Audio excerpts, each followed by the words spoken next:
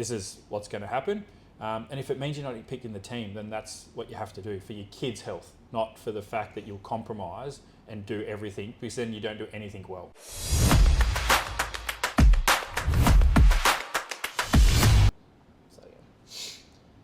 Welcome back to the Athlete's Edge podcast. Today we're diving into the 10 to 13 year old age group. This is the age where kids start to grow out of pure play, but they're still not quite mini adults yet. So what should training look like? But before we jump in, what about kids younger than 10? Well, for under 10, athlete development for me should really be play. So lots of movement, heaps of variety, and really fun. So climbing trees at the park, they're on the monkey bars, they're sprinting around with friends, they're riding their scooters, riding their bikes, they're kicking the footy, they're shooting the basketball, but as play, not as like a structured drill. So they can essentially make up their own games, lots of variety with their mates. And then activities like gymnastics and athletics give them a really well-rounded skill set. Before 10, I don't believe in the structured gym programs having a place. I don't think we need rigid training blocks or any like strength sessions at that age group. For me, the goal at pre-10 is really about learning how to move in as many different ways as possible, so that we're getting kids that are really coordinated, got great rhythm, balance, and that body awareness. So honestly, athletics, gymnastics, and dancing are probably some of the best activities, particularly before 10, for kids in this age group. So what changes when they hit 10 to 13? Why do you start your programs here? I think it's a bit of a sweet spot pre their peak height velocity, so before that rapid growth really kicks in. So kids at that 10 to 13, so sort of year 5 to maybe year 7 for those later developments, that 13 age group, they're still pretty light and elastic, so they've got that real natural athleticism. But now they can start to follow instruction. They can actually focus, repeat some good habits. So they become a bit more coachable at that age, whereas before that, they're probably a bit harder to work with. And we said we don't want structure, but they're probably not suited to structure either. So we can start to add structure now and some progression, which is the key off the structure. But we still want to train every skill and quality we can. So when we get asked, what do we focus on with this age group? The answer is pretty much everything. What don't we focus on? If we wait till after their growth spurt, then coordination can be dropping off. Technique is much harder to teach post. So if we get them before it, we get that window where we can build really good movement skills and a lot of confidence. We're not focusing on sort of muscle and max strength. We're being really well-rounded, good movers. So what should their training sort of look like and include?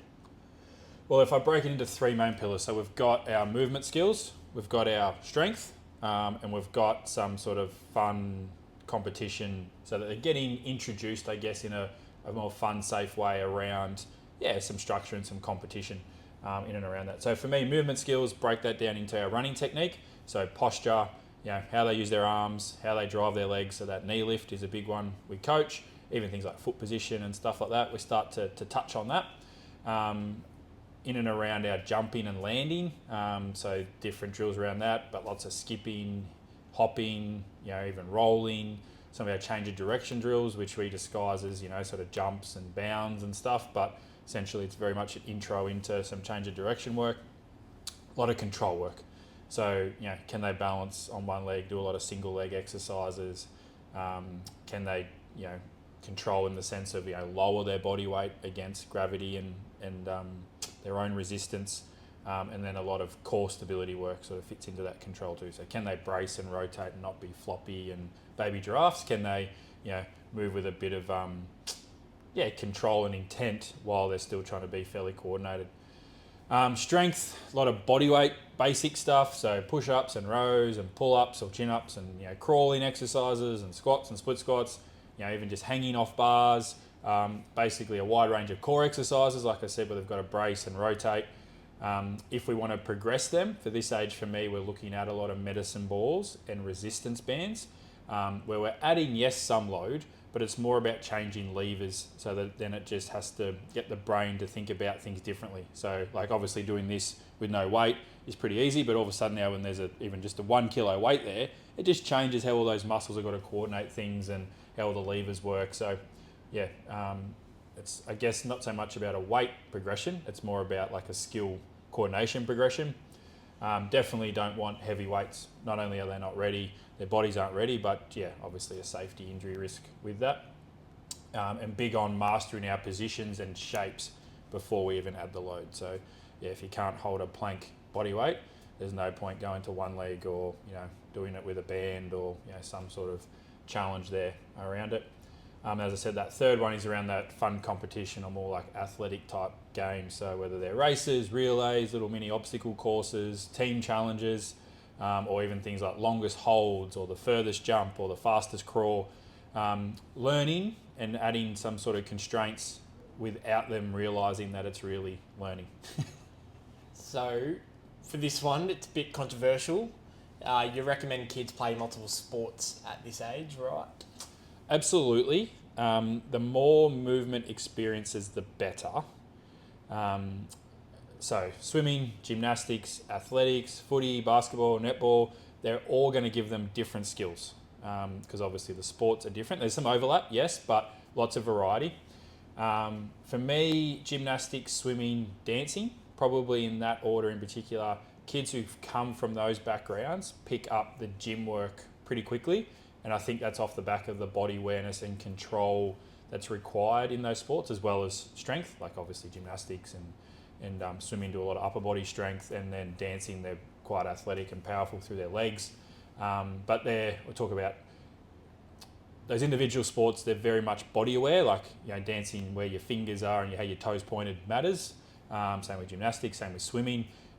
Whereas in footy, or netball, basketball, we're very goal, opposition, ball orientated. We're not always really in tune with what our body's internally doing. So I think that's where those kids get an advantage. Athletes with an athletics background, we all see, and you see in the testing, are probably the most athletic kids we see as a general rule when they first come to us. So yeah, I think there's definitely a lot of benefit from a wide variety of experiences.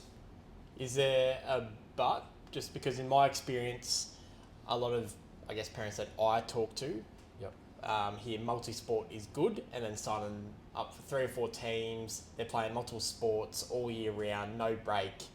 So I think, in sort of my opinion, kids still need an in-season and an off-season so they can have a break. I don't think the same sport year round is good. I would agree, and I think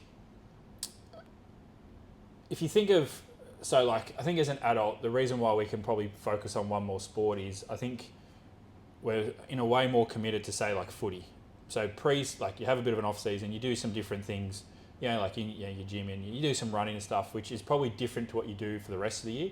Then pre-season starts, and yes, it's hard, and it's probably more running, but you're doing a variety of other things that you probably don't do. Like you're probably doing, like I said, more conditioning. You're probably doing maybe a bit of boxing and other stuff in there.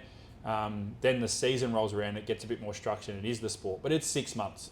So even though we've done footy for 12, 11 months of the year and some 12 months of the year, it's more variety, whereas kids tend to just play games all year round, which I don't think is great because it's just the same load all the time, all year round. So they do need a bit of a break to rest, to grow, to reset, and to keep it fun, because it's not the best kid at 12, it's the best kid at 18, 28, 38, that goes on and has a long career if we're only just talking sport.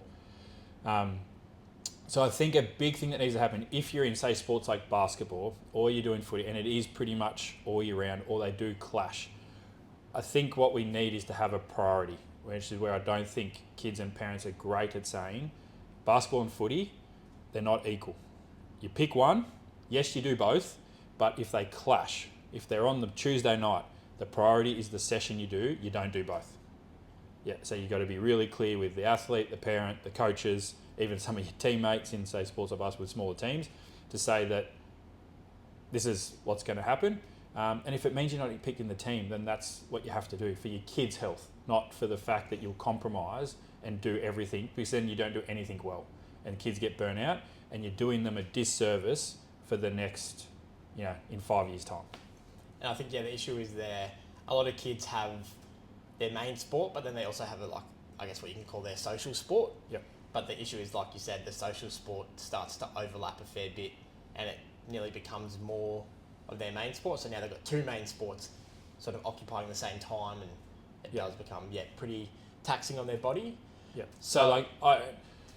And it was for some other reasons too. Like I lost a lot of confidence in my footing stuff, but I didn't turn up to footy until March. And that's where if I was going to be in a team, we were going to know that. And sometimes when I got to senior, I had to drop down a level because water polo is my main sport.